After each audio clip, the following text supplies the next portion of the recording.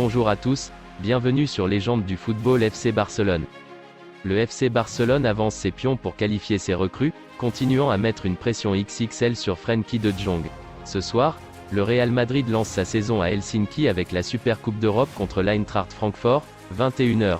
Un match où les merengues ont nettement l'avantage. Le sextuplé est très difficile mais possible, annonce Carlo Ancelotti qui donne le ton. Côté Barça, on appuie sur le sacrifice de Gérard Piqué, qui demande à jouer gratuitement, pour ne pas être un problème au fair play financier.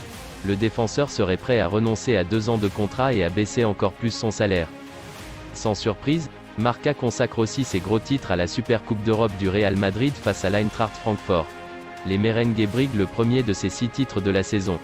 Il est aussi question du mercato du FC Barcelone qui a activé son 4e levier avec 100 millions d'euros de plus et l'acceptation par Busquets d'une baisse de salaire. Encensé en public mais poussé vers la sortie en coulisses, Frenkie de Jong reste ferme avec le Barça et fait la une de Mundo Deportivo. Le Néerlandais veut toujours rester et fera tout pour malgré les tentatives pour dénoncer son contrat. Le gros challenge des merengues en Super Coupe d'Europe est aussi à l'honneur.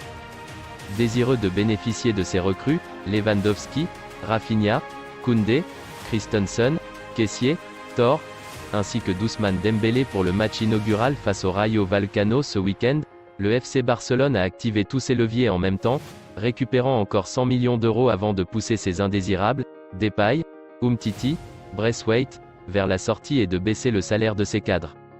Il est aussi question de la tension maximale entre Frenkie de Jong et le Barça ainsi que du départ probable de Nico à Valence. Dans 3 jours, le FC Barcelone jouera son premier match de championnat contre le Rayo Vallecano.